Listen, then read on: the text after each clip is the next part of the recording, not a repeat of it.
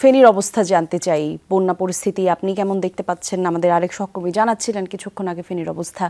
নতুন করে কোনো এলাকা প্লাবিত হয়েছেন কিনা, স্থানীয়রা মূলত কি বলছেন, একই সাথে ত্রাণ সহায়তার কোনো তৎপরতা আপনার চোখে পড়েছে কিনা আলামিন?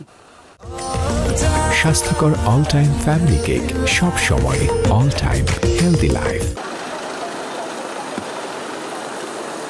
কলি বলতে গেলে একেবারেই মানুষের দুর্ভোগ, সেটা একদম আমরা দেখতে পাচ্ছি এবং সেটা বলা যেতে পারে দুর্ভোগটি যে উপজেলাগুলো রয়েছে সেই উপজেলা এবং ইউনিয়নগুলো ছাড়িয়ে এখন ঢাকা চট্টগ্রাম মহাসড়কেও দেখা যাচ্ছে।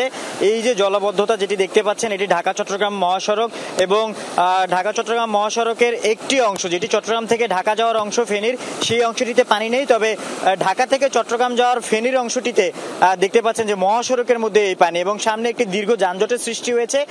সেখানে পানির অবস্থা মানে সড়কের মধ্যেই পানি অনেকটাই বেড়ে গেছে, তাই সেখানে ভয়াবহ অবস্থা, অনেকটা যানজটের সৃষ্টি হয়েছে এবং এখান থেকে ধীর গতিতে আমরা দেখছি যে যানবাহনগুলো এগিয়ে চলছে এবং অনেকগুলো দুর্ভোগের চিত্র আমাদের চোখে পড়েছে। তার মধ্যে হচ্ছে যে সাধারণ যে বাসিন্দারা রয়েছে তারা কিন্তু ঘরবাড়ি ছেড়ে বিভিন্ন যে উঁচু ভবনগুলো রয়েছে, বিশেষ করে স্কুল মাদ্রাসাগুলো, সেই জায়গাগুলোতে কিন্তু তারা আশ্রয় নিয়েছে। আমরা একজন খামারির সাথে কথা বলেছিলাম, তার মাছের ঘের ছিল এবং গরু ছিল। সেই গরুগুলো নিয়ে তিনি কোনো রকম রাস্তার মাঝের যে আইল্যান্ড রয়েছে, সেই রাস্তার মাঝের যে আইল্যান্ড, সেখানে গাছের সাথে তিনি গরুগুলো বেঁধে রেখেছিলেন এবং কান্না করতেছিলেন অনবরত। এবং তিনি বলছিলেন যে তার যে মাছের ঘেরে যে মাছগুলো ছিল সেগুলো সব ভেসে গেছে।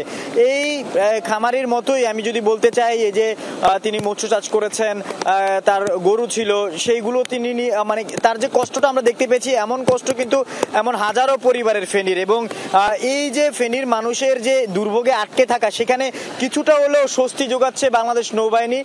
তাদের আমরা এখন পর্যন্ত জেনেছি যে 12টি বোট উদ্ধার কাজে তৎপর রয়েছে, 3টি মেডিকেল টিম কাজ করছে এবং তাদের যে টিমগুলো রয়েছে তাদের সাথে আরো 2টি টিম চট্টগ্রাম এবং ঢাকা থেকে এসে আজকে সকালে যুক্ত হয়েছে। পাশাপাশি বাংলাদেশ সেনাবাহিনীর বেশ কয়েকটি টিমও কিন্তু এর মধ্যে কাজ করছে, উদ্ধার তৎপরতা চালাচ্ছে এবং তারা যে বিষয়গুলো নিশ্চিত করছে সর্বপ্রথম সেটি হচ্ছে যে তারা উদ্ধারের চেষ্টাটি সর্বপ্রথম করছেন। এবং আপনি যেটা বলেন ত্রাণ সহায়তা, সাধারণ মানুষের এখন কান্না শুধুমাত্র বাঁচার জন্য, তাদের দোরগোড়ায় আসলে পৌঁছানোর কাউকে দেখলেই তারা শুধু বাঁচার আকুতি করছে। আসলে তাদের আমরা দেখেছি যে এমন তথ্য আমরা পেয়েছি যে সেই সব জায়গাগুলোতে যতটুকু আমরা শুনেছি যে একতলা ভবন এবং দুতলা ভবনের কাছাকাছি পর্যন্ত আসলে পানি চলে এসেছে, ঠিক ডুবন্ত অবস্থা।